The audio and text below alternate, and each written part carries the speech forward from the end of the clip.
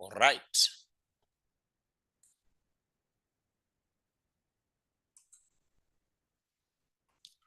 Okay. We're going to look at this topic, time value of money. It is topic number 4, as far as the personal syllabus is concerned. And you're saying that when we talk about time value of money, just a recap, when we talk about time value of money, we are trying to look at the value of 1 shilling for a given period of time. The value of 1 shilling for a given period of time. We usually say that if I have 1 shilling today, its value will be different tomorrow. Its value will be different tomorrow. And I say that today and tomorrow is symbolic.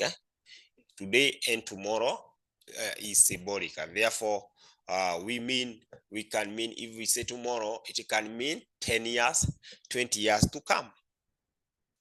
So there is that effect of money with time. And the thing is, money reduces value.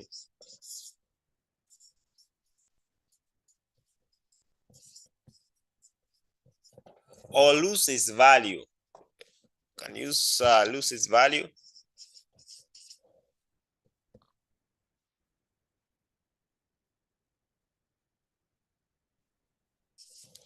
Loses value with time.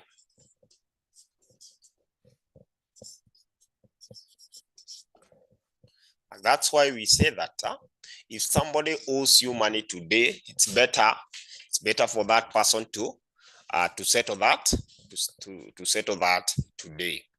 If somebody owes you money, it's better for them to settle the money today. Now, we had a question.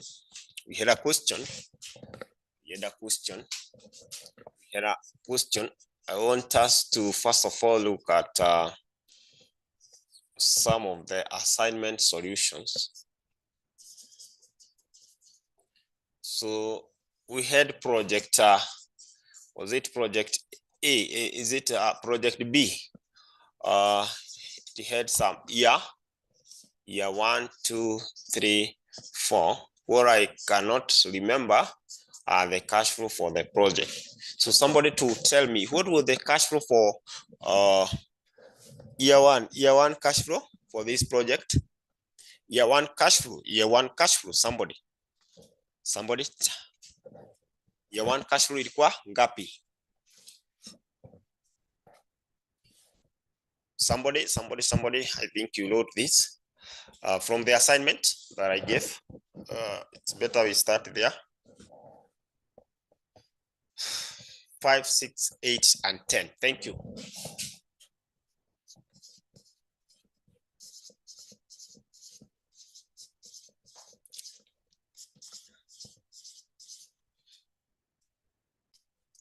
So these are cash flow.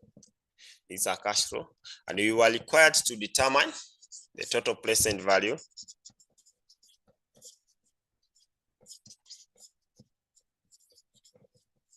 We are required to determine the total present value.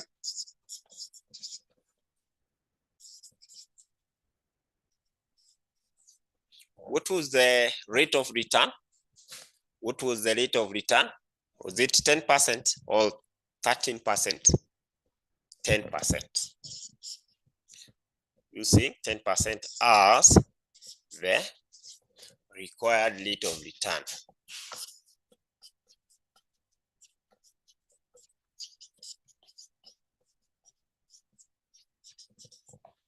So we say that once the examiner asks you such a question, you need to first of all identify the type of cash flow that you have. For example, in our case, what are the type of cash flow that you can see? What is the type of cash flow here? Regular or irregular? You first of all determine the type of cash flow. Are we dealing with the regular or irregular cash flow? Are we dealing with the regular or irregular? Regular or irregular? We are talking about this cash flow here. Are they irregular or irregular? Aha. Irregular, exactly. These are irregular cash flow. And for irregular cash flow, we say that if you want to discount to get the present value, that simply means you are discounting. You are trying to convert this future cash flow into present. Therefore, for the irregular cash flow, we discount using PVIF. This is a factor that helps us to discount present value interest factor of interest factor, present value interest factor, present value interest factor, present value interest factor. That is a factor that will assist us to convert this cash flow from future to present. And the formula is one. Somebody to remind me the formula. No, cannot write that formula down there, and you are here. What is the formula of PVIF? How do you get PVIF? Somebody very fast. We're using a laptop. Shift 6 is raised to power. Shift 6 means raised to power. Raised to power. What is the formula of PVIF? What is the formula of PVIF? This factor. We told 1 plus R raised to power negative n. Exactly. 1 plus R raised to power negative n, raised to power negative n. Class, this, I told you that this is golden, and it is good to note. It is good to note that this is the formula for getting the PV. So in this case, if I want to discount this, my PV is here, and I'm using 10%. So the first thing I need to get is a PV of the first year. So I'll be having PV for the first year. This one I'll be very categorical. 1 plus 0.1, that is my R. Remember, R is the required rate of return. And then this one I put in bracket raised to power negative year 1 for year 1. I want somebody to first of all give me this. Aha, you can use a calculator to calculate that or to compute that, or else you can use a table. Now today I want to introduce a table to you. How many people managed to download the past paper? How many people managed to download the past paper? How many people managed to download the past paper? How many people managed to download the past paper? 1 for yes, and 1 for yes, 1 for yes, 1 for yes.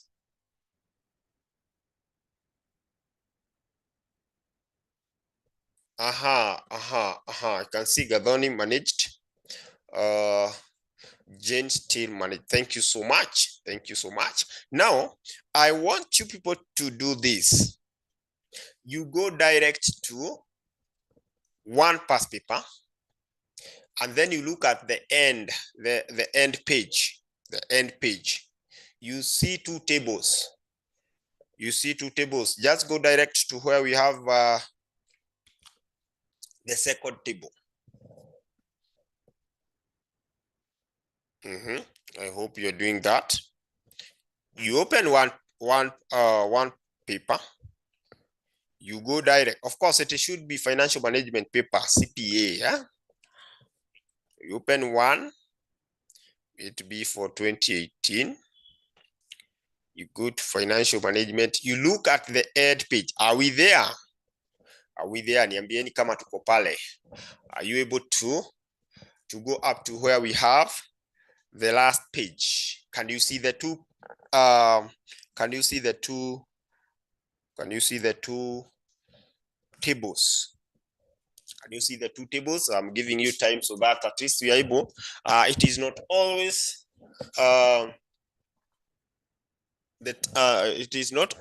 that you'll be using the calculator. It is not always that you'll be using the calculator.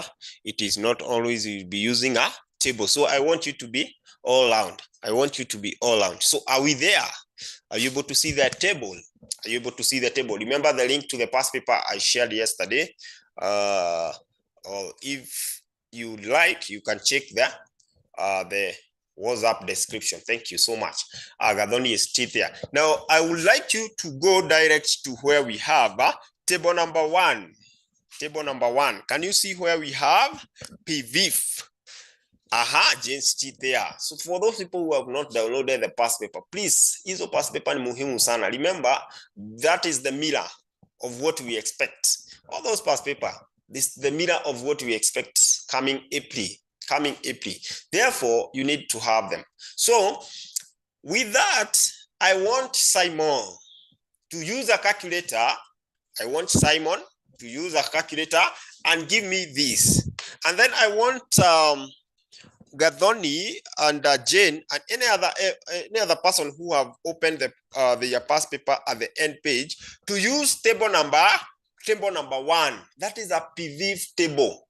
And tell me this will be how much? 1.1 raised to power negative 1. 1.1. So that one, for the table, you just look. You see, we are having row and column. We are having percentages here in the row, and then we are having years here. Years downward. 1, 2, 3. So our percentage is 10%. So you go where we have 10%. You go for the person using the table tafadhali, you go where we have 10%, and then where we have year 1, where they intersect, you read that value. So you say it is 0.9091. That is 0.9091. I'm waiting for a person. Everyone is using a calculator. Everyone else is using a calculator and giving me this 1.1 raised to power negative 1 to 4 decimal places using a calculator. You can see, they're giving me 0.9091. Please note, it is always good to know how to use the table.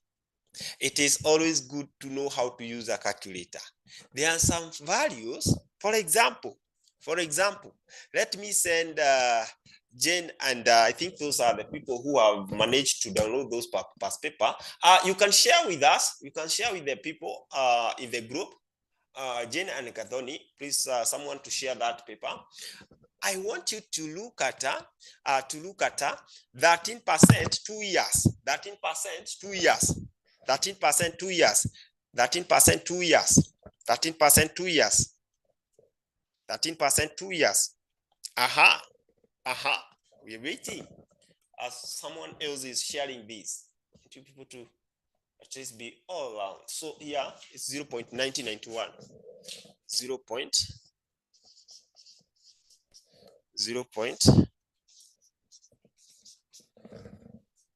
13% 2 years, that using the table for those people who are having the table, and I hope someone is sharing with us. And please make sure that during the weekend you download all those perspectives from 2015 to 2023 December. 13% 2 years. What is the PVIF of 13% 2 years? Somebody using the table. I want somebody using the table.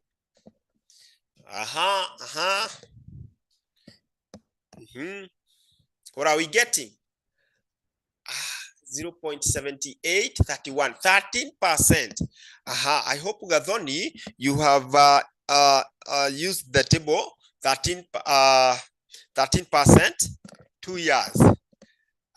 What about Jen? And somebody is sharing that paper so that everyone should be having the paper and they can see what we are looking at here.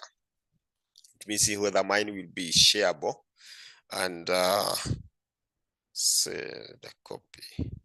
13%, 2 years. Jane, we're waiting for you. Just check. You must, at the top there, you must be having 13. And then 2 years. Read the value there. Is there? Inapatikana ama haipatikani? Inapatikana ama haipatikani? Please answer me. Answer me. Jane, review your page as well. I've shared that paper. So you can open. Everyone can open. Haipatikani. Haipatikani. Thank you so much.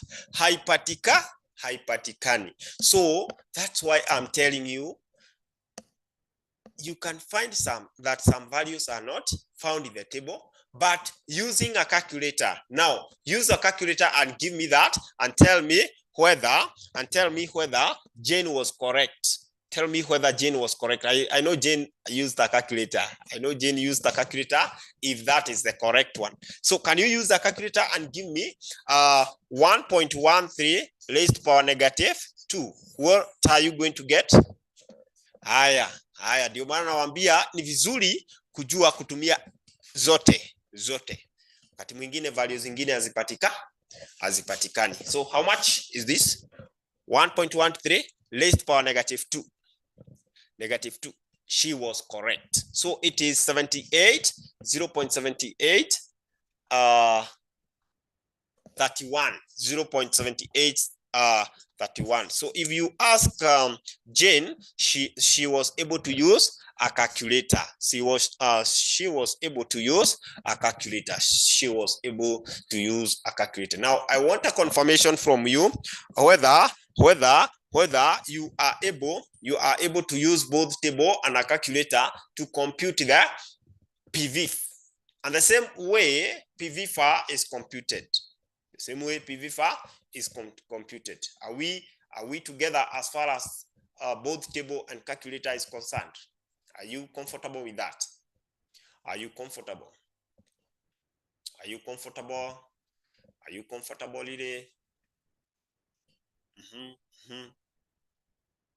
Gadoni says yes. Where are the rest? Where are the rest? Where are the rest?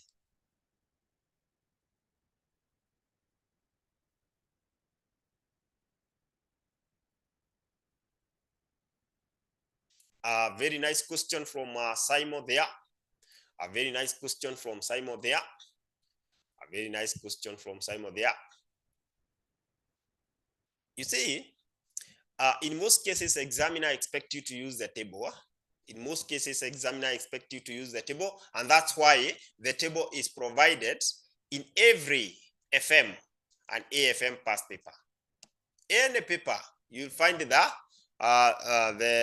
table being provided. So examiner expect you to use the table. But sasa unaweza kuta kama hii yenye haiko kwa table. What do you do? Use common sense and use a calculator. Sawa. Are you together, Simon? Give me that of year 2 now. Give me that of year 2. You can use a table. You can use I know 10% is found there. Therefore, you can use a table. You can use a calculator. So year 2 will be 0. Year 2, I'm waiting for year 2 now. Waiting for year 2. Year 2 tuko na ngapi? Year 2 tuko na ngapi? Try to give me those figures very fast. Remember, still speed is examinable. 8264. And for those people who are using the table, of course, it will give you 0.8264. But at the end here, utakuta kwamba kuna 0. Unafaa weke 0 point. At least 0 point. Haya, hiyo ingine itakuwa ngapi? Hiyo ingine itakuwa ngapi? 7513. Yeah, now we are doing well. Let's do it very fast. Next one. The last one. 6830. 6830. To get the discounted cash flow,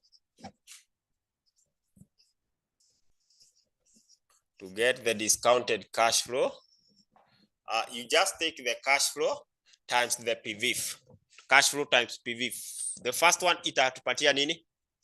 The first one itatupatia nini? Chanione. The first one what are we going to get? That is 5,000 times 45.5. 45.5. Second one, let's do it very fast. Second one, somebody else should be giving me this. Of course, this one, don't tell me this is 68, 30. 1, 2, 4. Yes. Hiyo ingine ya pili. The second one. Let's compete. Let's try to compete. 49, 58.4. 49, 58.4. 49, 58.4. The last one, the third one. The third one tutapata ngapi?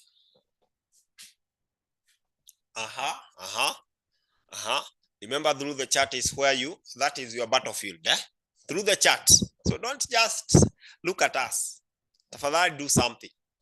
Hiyo ndio battlefield yako. And practice is the key. 60-10.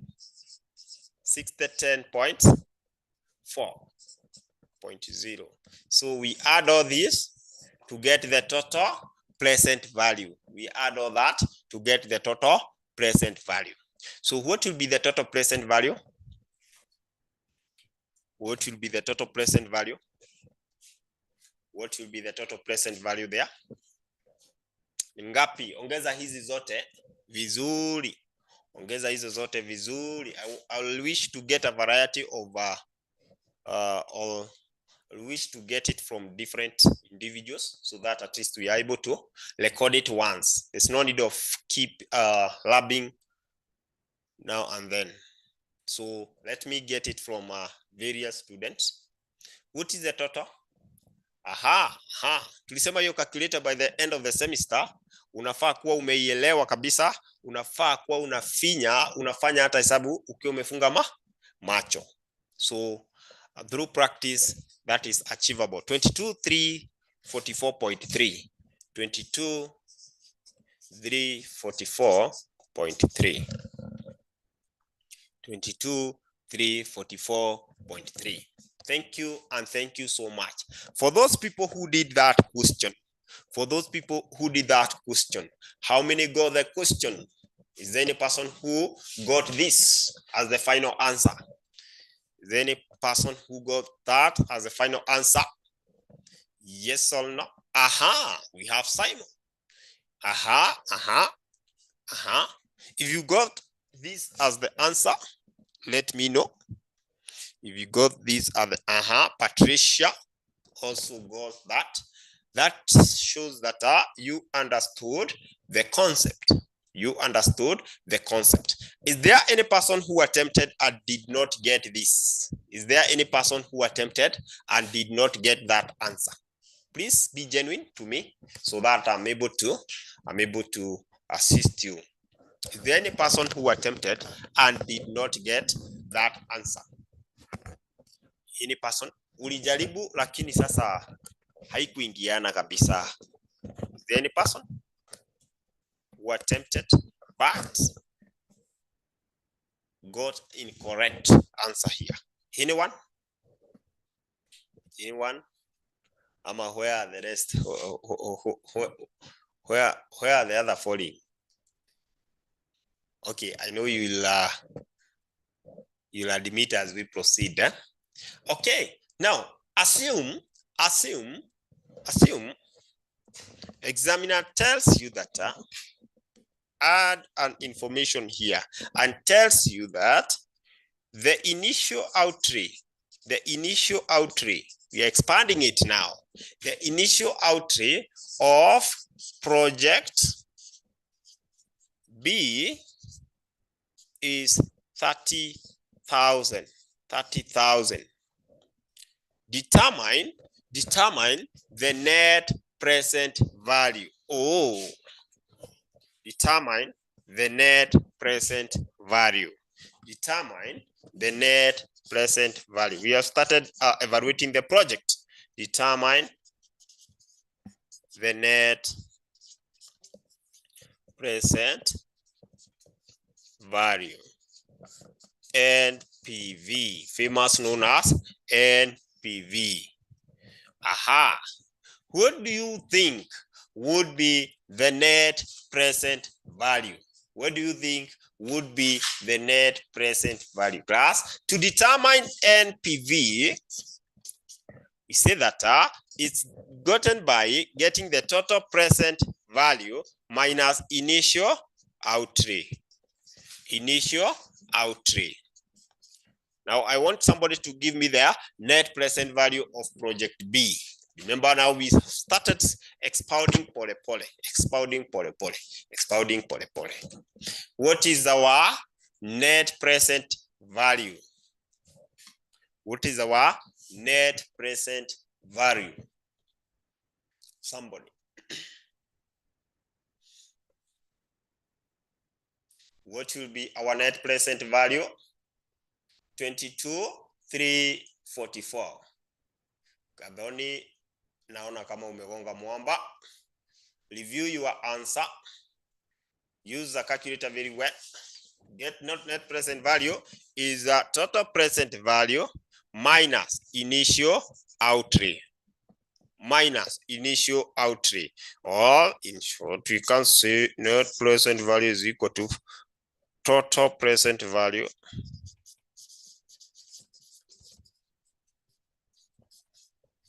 minus initial outlay.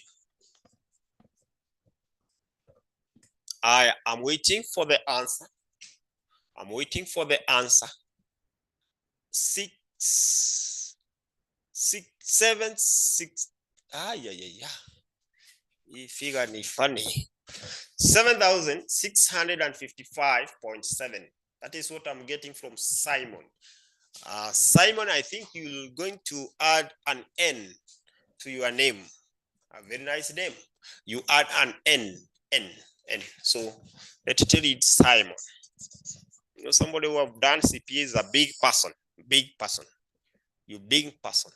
So I want somebody to confirm. I am also getting negative 7655.7. Now I have contradiction here. So I want the third person to confirm. Is it a negative? Is it a positive? Is it a negative? Is it negative? Thank you, and thank you so much. It will be, our total present value is 22,344, 22,344.3 minus 30,000. Of course, this is smaller, so it will be negative 7655.7. Thank you, and thank you so much. Now, as a financial manager, remember, investors will come to you with this type of cash flow, with the given details, and tells you to tell them whether the project that they wish or they intend to invest in is viable. When I say of viable, I mean, is the project profitable? Is the project profitable? That is the way financial managers are expected to value projects. So is it viable?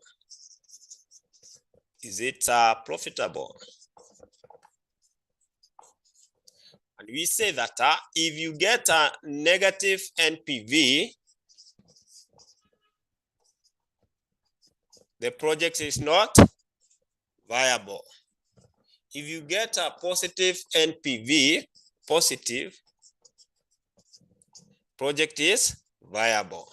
So in our case, what do you tell the investor who wish to invest in a project with the following type of cash flow? How do you tell them?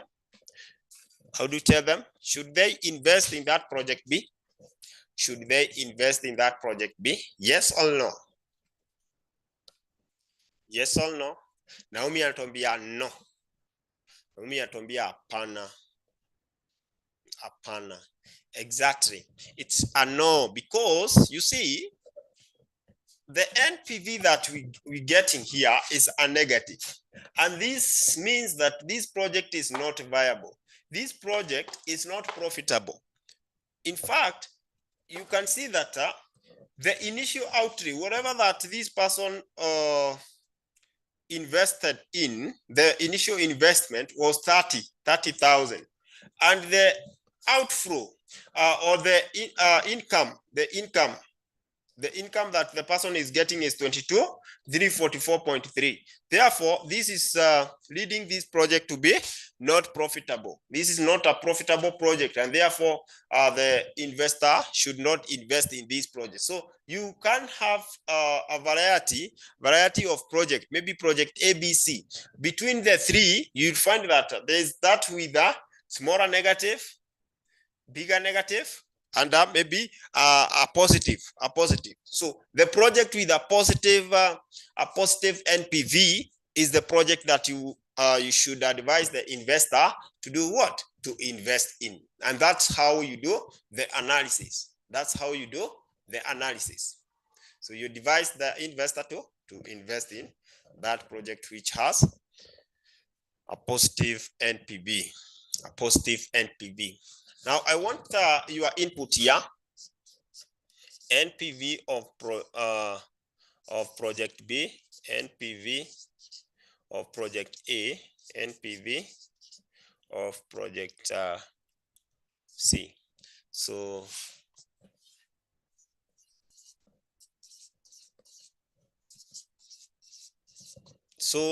these are some of the NPV of each project. And these are shadings in million. And investor Jane come to you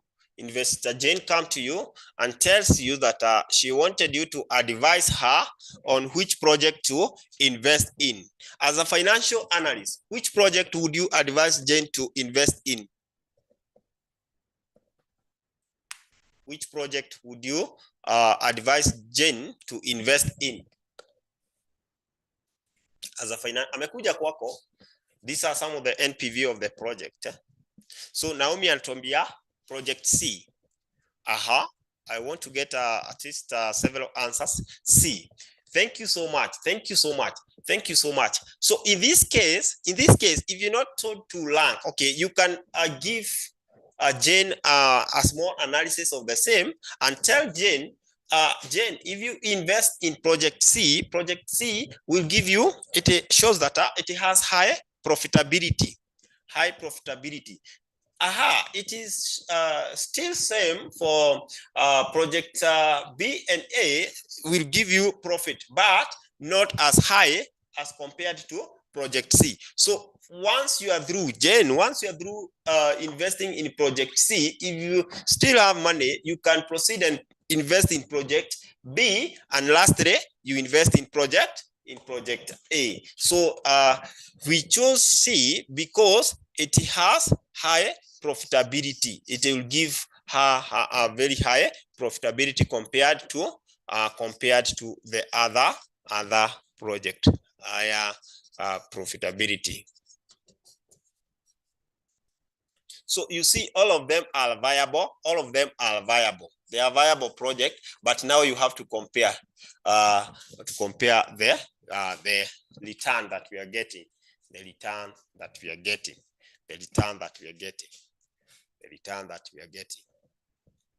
So class, are we together as far as discounting of irregular cash flow is concerned? Are we together? Because this should be at your fingertips. The knowledge should be at your fingertips. Are we together as far as that is concerned? Are we together? Really?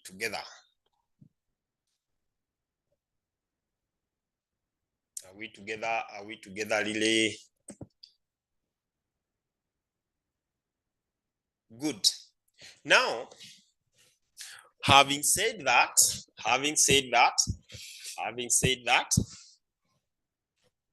I'd like us to go to the next one. Now, that is all about the irregular cash flow. Now, what about regular cash flow? What do we do? Regular cash flow. Let's see.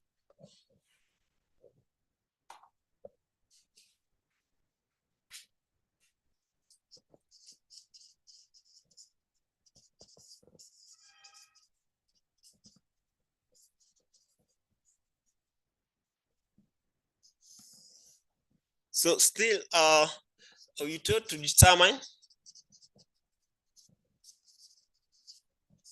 the total present value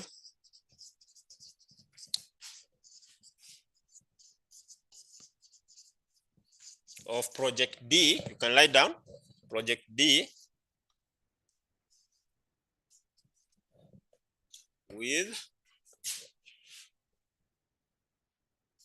12% as the rate of return. With 12% as the rate of return. 12% as the rate of return. The rate of return. The cash flow is equal up. So we have here 1, 2, 3 of cash flow.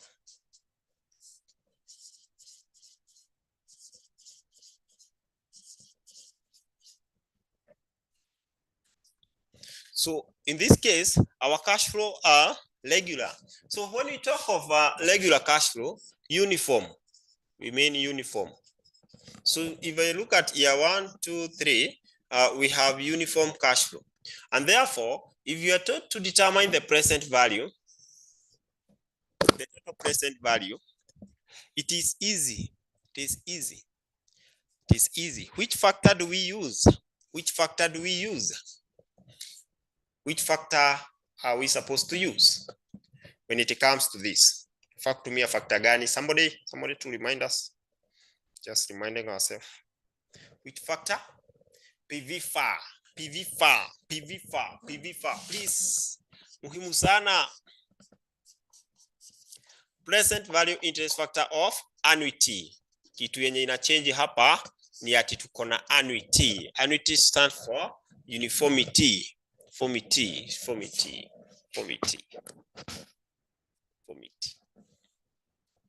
So the formula for PV-FAR, is 1 minus, hii niliwaambia ni golden, so write it somewhere. 1 minus into bracket 1 plus R is per negative n divided by R, where R remain to be number of period, n remain to be number of period, R remain to be the rate of return. Rate of return. And for you to compute this, we use table number 2. Table number 2. What table? Table 2. Table 2. Still, you use the calculator by feeding this into the calculator. For instance, in our question, what is our R? Is n positive or negative? Raised to negative 2. Negative n. It's a negative. It's a negative. Maybe to mention so that at least wakati umefika pale itakuwa rahisi. So anytime you are discounting, n is negative. Anytime you are compounding, n is positive. Sawa, Simon. Yes, if you are discounting, n is negative. Remember discounting tunarudi nyuma Acha niwakumbushe number line You remember the number line Hapa tulikuwa na sufuri, negative 1, negative 2, negative 3. 1, 2, 3, 4. 1, 2, 3, 4. I want you people to understand, to master financial management and feel that at least you understand what we're talking about. So 0 is the center. 0 is the center.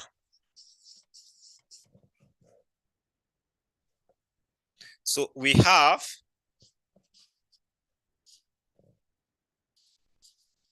future value or future cash flow. Future cash flow. We want to bring them into present. Future cash flow, we want to bring them into present.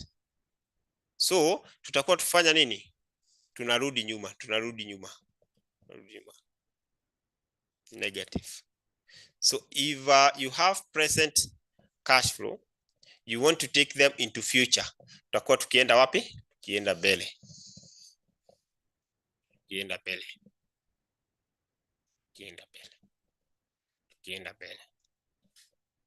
So if you are compounding, it will be n positive hapo, lakini there's no need of writing positive. If you are discounting, it will be minus n. These at least you indicate it. So in this case, we've said that we are going to use table number 2. Or you can as well use a calculator. So it's easy. Remember, all these are similar. Therefore, to compute the present value of regular cash flow, we take the future value times PVFA. So your formula ni muhimu. Future value times PVFA. For example, in our case, what is the future value? What is our future value in our case, in our question there? Future value. See, it is 2000 times PVFA. itakuwa 1 minus 1.12 raised power negative. Now we take all the years, -3, then this divide by 0.12. Whatever that you'll be getting there, it will be the present value. Now, somebody to give us the present value for this.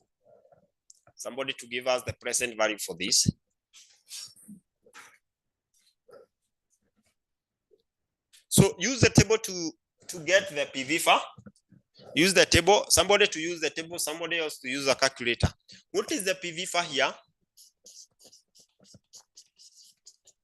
Takuwa ngapi? Somebody use the table. Somebody else can use a calculator. PVFA ni ngapi? Tukue chap chap.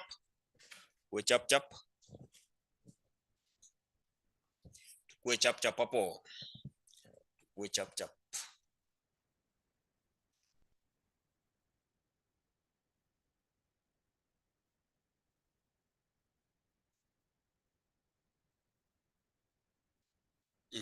We are waiting for can give me this first. Up. Somebody using a table is very fast, so I'm wondering whether still you people muko na zile table zenu.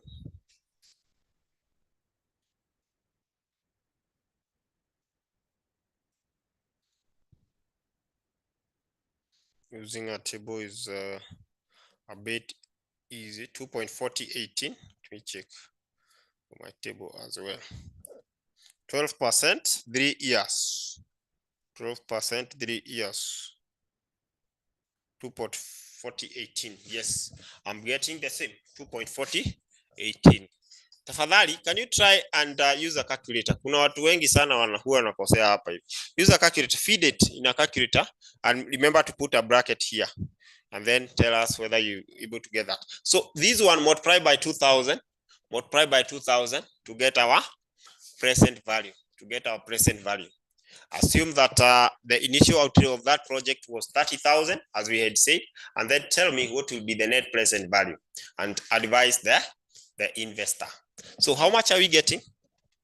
2.4018 minus times 2000. Somebody, before we go for a break of some few minutes, 5 of course. So patia hii ngapi?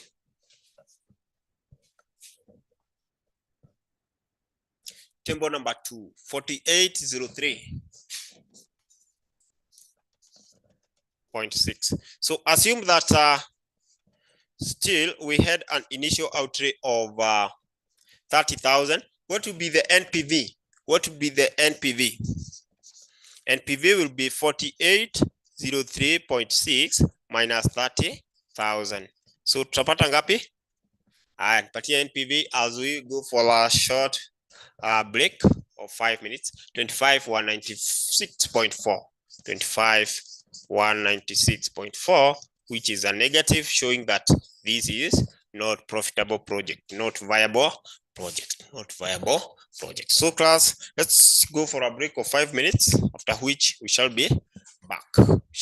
Please synthesize that information. That information means a lot to us.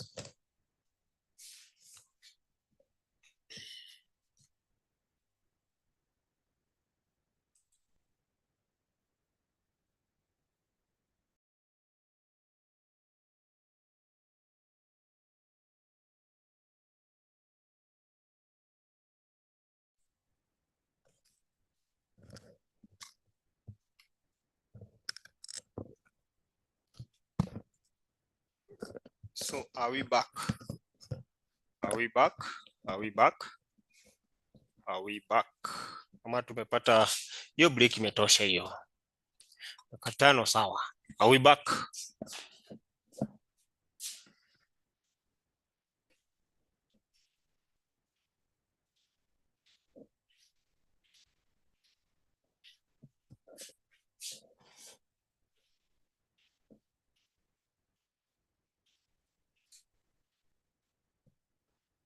Are we back? Are we back? Ama bado?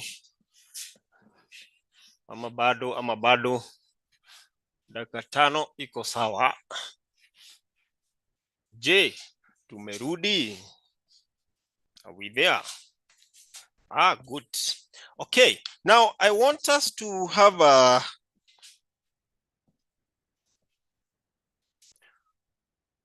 comprehensive question.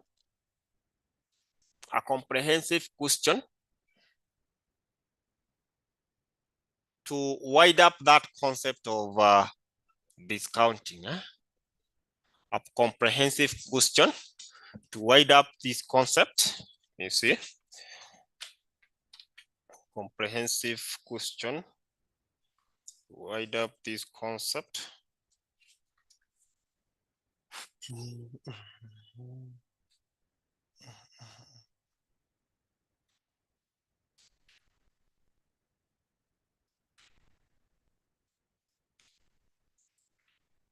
I want us to have a very comprehensive question here to wide up this. Good.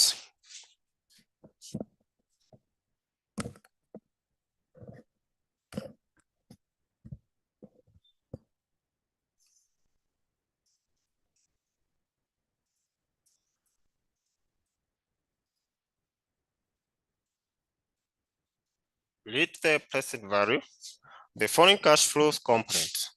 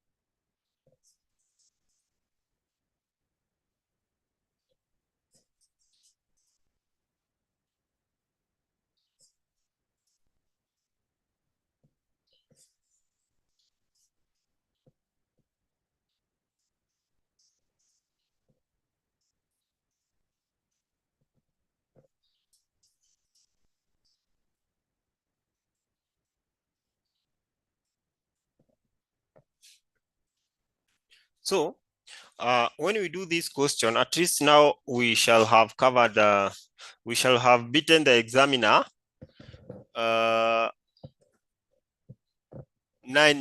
or 10-0. Once we are through with this, we shall have beaten him vizuri. Hata akijaribu kutwist swali aje ya discounting itakuwa hawezi. So in this case, as you can see, can you look at those cash flow and tell me, are they regular or irregular? Are they regular or irregular? Haya. Those cash flow, hata naona tuko na a symbol pale inakaa hivi. Tunaita infinite. Are they okay? Thank you so much. I like what Naomi is saying. Who is in agreement with Naomi? Naomi anatuambia ni both regular and irregular. Who is in agreement with Naomi? Tuko mpaka na infinite, and to get the present value interest factor of annuity of an infinite, we say it's 1 over R. Please andika hiyo mahali. To get the present value interest factor of annuity, or to get the discount of annuity, it is 1 over R. 1 divided by R. Tunasema ya irregular ni irregular cash flow, tunasema ni 1 plus R raised to negative n.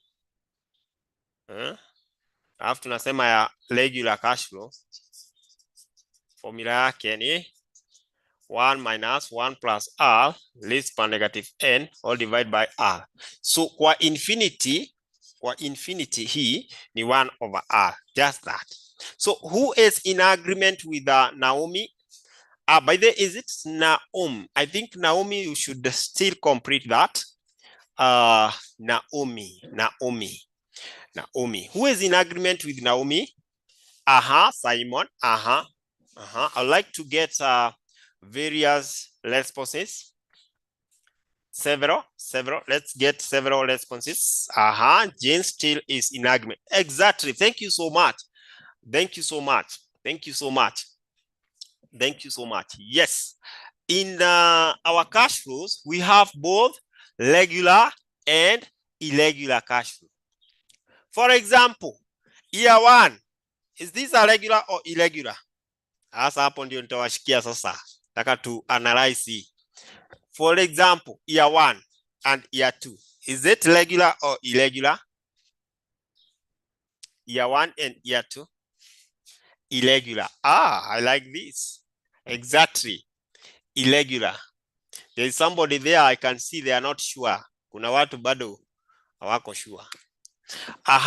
What about year 3 to 7? Year 3 to 7? Regular. Exactly. Hiyo ndio secret. That is the secret. Najua examiner alijaribu kuset maswali mpaka akaona sasa wanafunzi wanajua, akajua ataweka range. Once examiner put a range for you, ati anakuambia year 3 to 7 is 2000. What does that tell you? That year 3, year 4, year 5, year 6, year 7, 2000.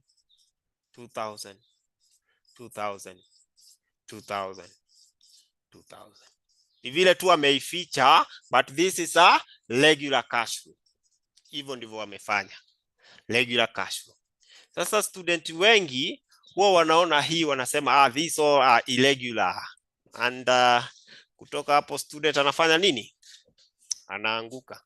But secret ndio hii, ameficha hii,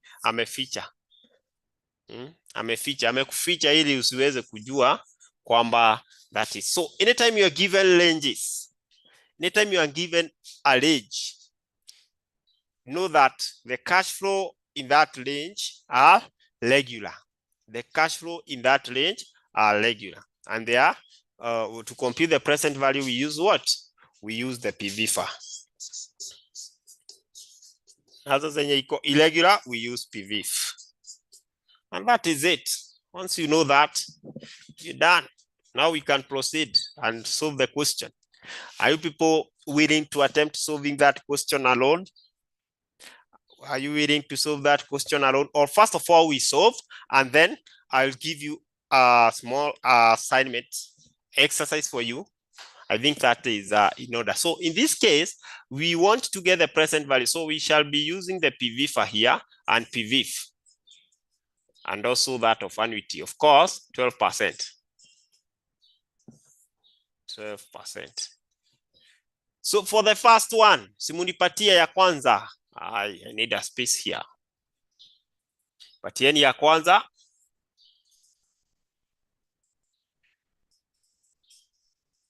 Patieni ya kwanza tafadhali. Haya, twende kama kawaida tu. Ya kwanza tumesema ni irregular. Therefore, it will be 1 plus R least power negative 1. So nipatieni hii na hii. Hizo hazina shida. 0 points. Use a table, use a calculator, whichever. Bora to arrive at the same. When you use a calculator, please make sure that you indicate to 4 decimal places, 4 DP, 4 deputy president. 8929. Thank you so much. That is very nice. Remember, we are looking at your speed as well. By the way, speed is, you see speed during exam. This one give you 20% automatic speed. That give you 20%, which is automatic. Then we have 0 points, 7972. Then we go to the next one, 3 to 7. Remember that is a range. That is a range. It falls on the regular, which is PV for 1 plus 1 minus 1 plus R negative N divided by R. So munipatie napewa na Naomi na sasa hiyo nataka nipate variety. Nataka nipate variety. Nipate different people giving us the answer. 4.5638. Hapo ndio nataka kila mtu utege masikio vizuri. Hapa ndio watu wengi hukosea as far as this question is concerned.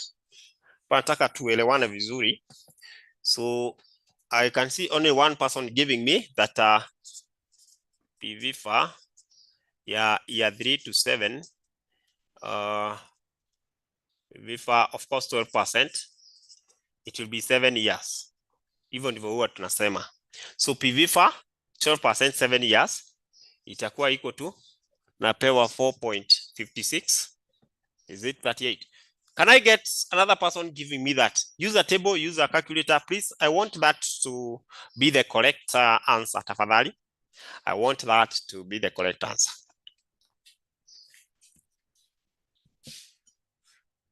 Jane confirms that PVFA 12% 7 years. Umeona nimechukua nini?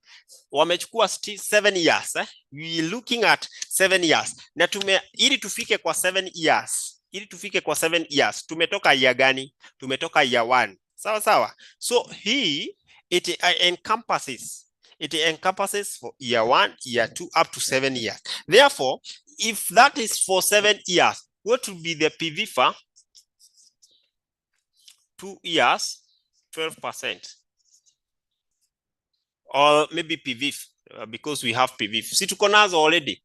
Unaongeza hizi mbili. Unaona? Hizi mbili. So add for me the two. Add for me the two. Hapo ndio nataka ushike vizuri. 7 years ni zote. Year 1 to 7. Ndio ile. Nipe sasa ya hizi mbili zenye already tumecompute.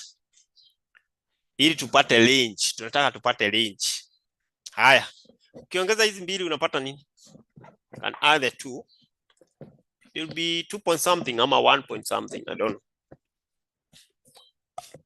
1.6901. 1.6901. Haya. Kama hii ndio PVF ya 2 years. Nayo hii ndio PVF ya all 7 years. How do we get PVF ya 3 to 7 years? How do we get that value? Si tunachukua hii yote, hii kubwa, tunatoa hii ndogo. Hiyo difference itabaki ndio itakuwa hii. So itakuwa 4 point. So PVFA, it will be equal to PVFA Hii ushike vizuri. PV first 7 years 12% minus PV 2 years 12%. Haya, nipatiwe hapa tuko na 4.5638 minus 1.6901. Nipatieni the actual 2.8730. Nataka nipate variety. Napenda kupata variety so that at least we are able to assist each other. Cha tupate variety mtu mmoja we compare notes. Let's compare notes. 8737 ndio tunapata pale. Good. Thank you. 2.8737. I hope kila mtu ameona vile tumepata hii. Please. Muhimu.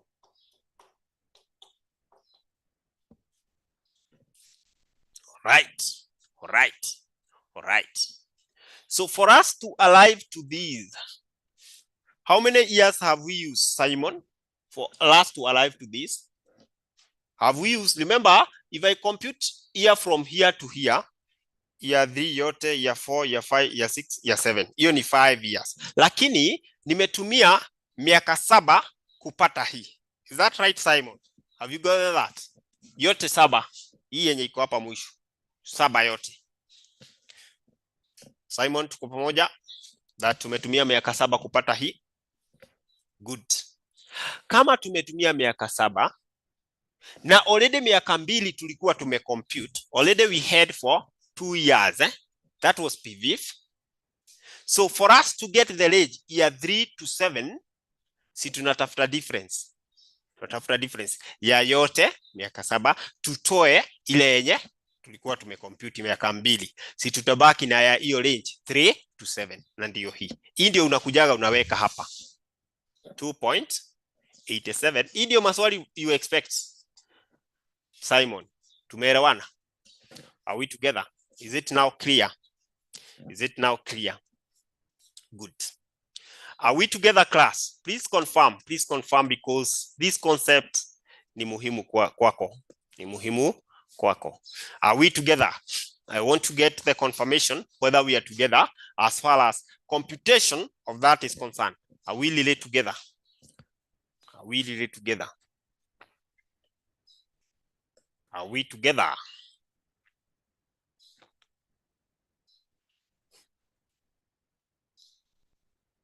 I'm waiting for confirmation. I know people are trying to synthesize. Thank you. I'm still waiting for more confirmation before we continue. Good. Now I want us to go to the next one. Year number 8, is it regular or irregular? Hapa lazima unaangalia what you're dealing with. Year number 8, is it regular or irregular? Year number 8. Year number 8. Is it a regular cash flow or irregular? Yes, it is irregular. So that one unaenda direct 1 plus R raised to negative N. Na N ni 8. And then so itakuwa 1.12 raised to negative 8. Unanipatia hiyo, tunaweka direct. Hiyo haina maneno. Hiyo ni pe. Haya, itakuwa ngapi? Itakuwa ngapi? Nipatie hiyo. Put it down here. 0 point, of course. Hizi za irregular zinakuwa 0 point. Hata ukiangalia hiyo table, irregular hakuna mahali tuko na 1 point at sijui hapana. Hapana. Irregular ni 0 point. 0 point. So utamaster. As the time goes by, utamaster. So nipatiwe hiyo 4039. 4039. Aha, we go to 913. Year 913. 0.4039. Year 9 to 13. Year 913. This is regular. Therefore, I expect 1 minus 1.12 raised to power negative 13 divided by 0.12. So unipea hii. Nipea hiyo. Unapata nini? Hiyo itakuwa ya miaka 13 kwanza. Ya miaka 13 kwanza. tupate hiyo ya miaka 13 kwanza. Haya, give me that. Ya miaka 13, miaka 13 kutoka ya 1 to 13 yote, and then tutatoa yenye iko juu, tutatoa yenye iko juu. Naona kama hapa sasa tutatoa hii yote, tutatoa hii yote ili tuweze kupata a value to put there. 13 years, 6.42 35, 6.42 35. Thank you and thank you so much. Sasa hiyo ni ya miaka 13. Si tutoe hii yenye iko hapa juu, tutoe hii, utoe hii ya miaka 8. Hizi ni za miaka 8, utoe hii. Lakini mwingine atakuja achukue hii ya miaka 7, aongeze ile ya miaka 8, ya mwaka ya 8, 40 39, alafu atoe from this. It is the same. Ukitaka uchukue sasa utoe tata utoe hizo, ama mwingine akuje uongeze 4.56 38 ilikuwa ya miaka 7 plus ile ya mwaka 8, alafu utoe from. Haya, nipatieni hiyo. Ni rahisi hivyo. Ni rahisi hivyo. 1.4558. Somebody to confirm that. Somebody to confirm that. Somebody to confirm what Naomi, I like your speed. I think umeanza ku get the momentum. That is good. That is good. Aha. Nataka mwingine anipatie. Either you can use that route or umepata ni ya 13 years. Toa hii miaka ingine ya hapo juu kutoka mwaka ya 8 ili tupate range. Exactly 1.4558. 1.4558. Thank you and thank you so much. We go to the next one. 14 to 17. Still we are having a range here. Kama hii ni ya 13, hii ndio nitakuja kutoa. Hiyo si ni ya 13 Na hapa sasa imeandamana. So nitatoa ile 6.42 35. So get for 17 years. Get the PV-FAR for 17 years. Get PV-FAR for 17 years.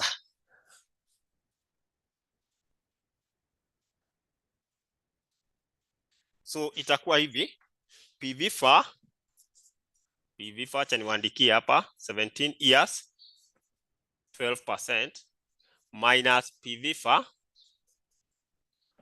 hii 13 years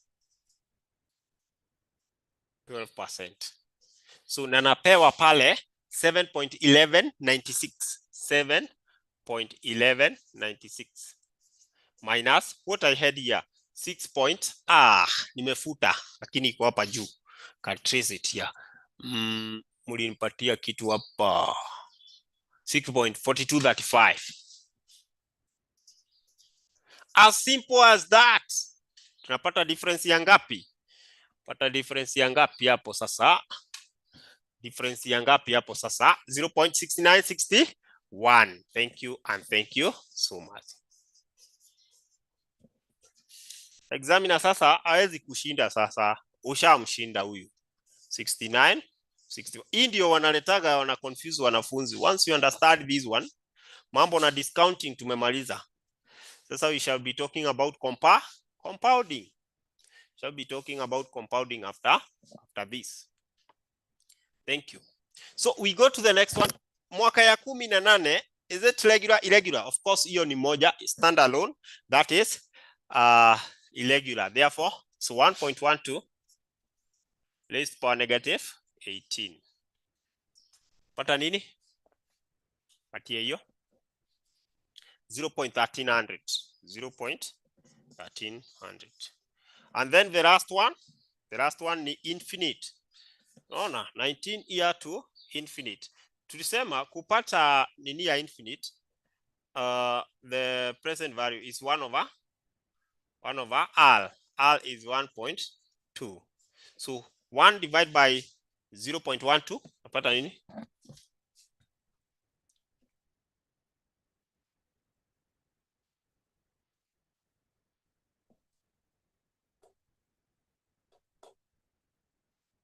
One divided by 0.12. 1 over R is getting the present value of infinite. 1 over R. 8 point infinite. Now, this was for how many years? 17 years, 17 years. Si ndio? Na sasa ya 18 year ndio hii 1300. So instead of mimi kukuja kusema 8.333 minus ha minus ha minus ha minus ha, I just come here ya 17 years ilikuwa hii, niongeze hii ya 18, so nitakuwa already nishapata hapo ya 18, nikishaongeza sasa nitoe from 8. So I'll be having 7.1196 plus 0.1300. That one is for 18. Upate something. Unapata ngapi hapo? You get something. Then useme 8.333 minus chenye utapata. Hapa tunapata ngapi? Aya, unapata 8.333 still hapa. Hapana, haitaingia. Nipatie 7.2496. 7.2496. So minus 7.2496. So class, upate hapo ukuje uweke hapa. Itakuwa ngapi? Wangapi? As simple as that. Na hii nataka mfanye practice, Tulisema unafaa kuwa na vitambu mbili, moja ya exercise na ingine ya classwork.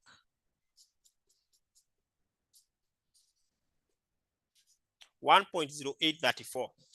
1.0834.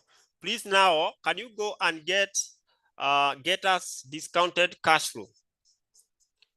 Go and get us discounted cash flow. You take tata, ukiweka tata.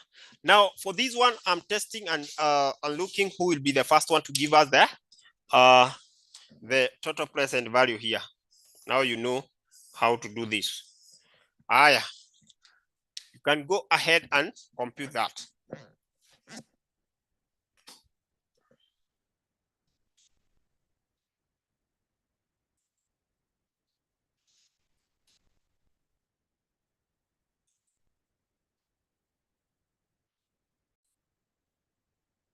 So solution to that,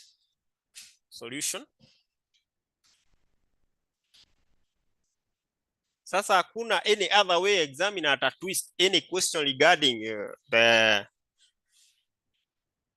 present value or the discounting. Akushinde, hakuna.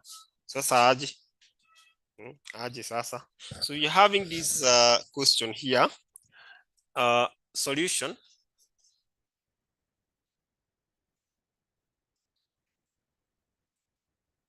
Having here, then cash flow,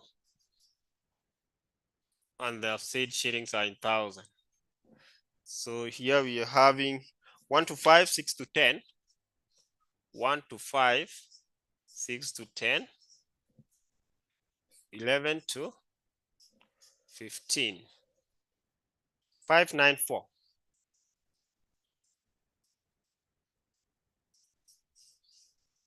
Good. All these cash flow are regular. All these cash flow Jane go the same. Thank you. That's good.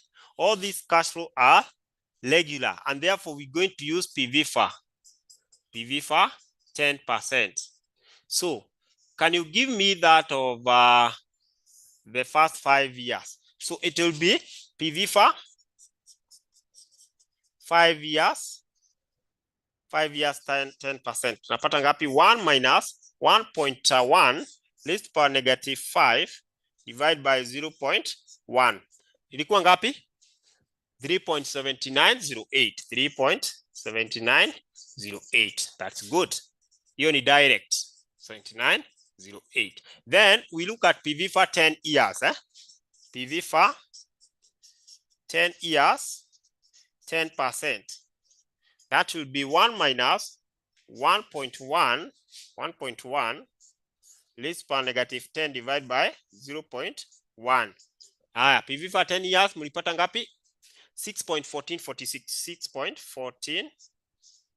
6.1446. So for us to get the range between 6 and 10, we take this for 10 years, we less this for 5 years. So itakuwa 6.1446 minus 3.7908. Mulipata nini? 2.3538. 2.3538. Thank you so much. And then the last one is for 15 years. PV for 15 years, 10%. That will be equal to 1 minus 1.1 raised to the power negative 15 divided by 0.1, and then I get something. Unapata ngapi hiyo ya 15 years? 7.6061. 7.6061. So hii 15 years, so si nitatoa, nataka ni 11 to 15, so nitatoa ya 10 years. Ya 10 years ndio hii PV for 10 years, so itakuwa 7.14, no 7.61 minus 6.1446. Hii inanipatia ngapi? 1.46, 15. 1.46, 15. So discounted cash flow, year one, this will be 5,000 times this. Upata ngapi? As simple as that.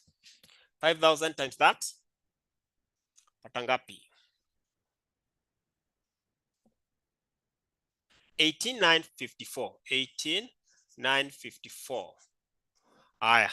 9,000 times 2.3538. 9,000 times that. 21,184.2. 21,184.2.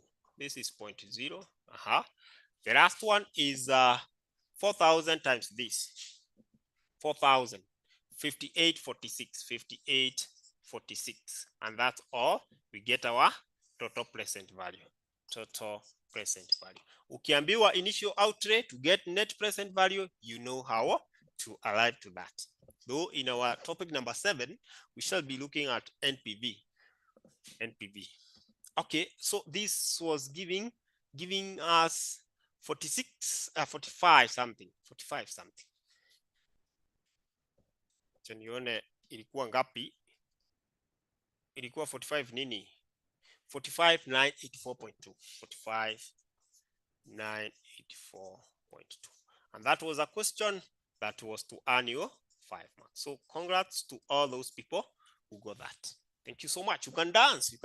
There's an emoji in your Zoom. You can at least use that emoji to dance, to encourage yourself, so that during next time, at least you'll be able to try again, and get it right. So that is it. And that is marking the end of the thousands in a bracket. How are we supposed to give our answer? No worries. Shillings in thousand. You see, shillings in thousand. Hata hapa nikikuja niseme shillings in thousand, naweza eka hivyo. And then kuna mwingine atawachana na hii hapa, so akuja aweke hizo 1000 huku, aweke huko. So atakuja huku aweke hapa ni 200, aongeze 0.3. Hii sasa itakuwa 2, itakuwa 200. You understand Naomi? So that is still correct. Ukikuja uweke hivyo, still correct. You understand? You get the concept? You get? So inalingana. Ukiona 30 eliminated hapo juu zikiwekwa hivyo, unaweza ziweka to simplify, isikue wide sana, to reduce that ikuwe nini concentrated sana. We usually eliminate 30 sana kwa financial management. Utakuta financial reporting, utakuta tukieliminate the 30. But if you feel comfortable kutumia zote, you can use, but don't place them here. Don't say sharing in thousand and then huku chini uziongeze, itakuwa ikimaanisha ni billion. So I think that is marking the end of our today's session. Unless there is a question, I wish to stop it at that point. In our next class, I want us to introduce compounding. Whatever that we have been doing is discounting. converting the future value into present. Converting the future value into present. Are we together? Are we comfortable with the discounting? Are we comfortable? Are we comfortable? Good. Now, let's plan for next week, God willing. We start compounding. Meanwhile, continue doing more practice. Remember, hizi ni vitu unaweza hata jikreatia swali na ufanye. You can as well create a question, share in the group. If you can try this, let's try to compute the present value. Be active, be doing something daily. Otherwise, thank you so much. May you all have a blessed day. Have a blessed day and a nice weekend. Nice weekend.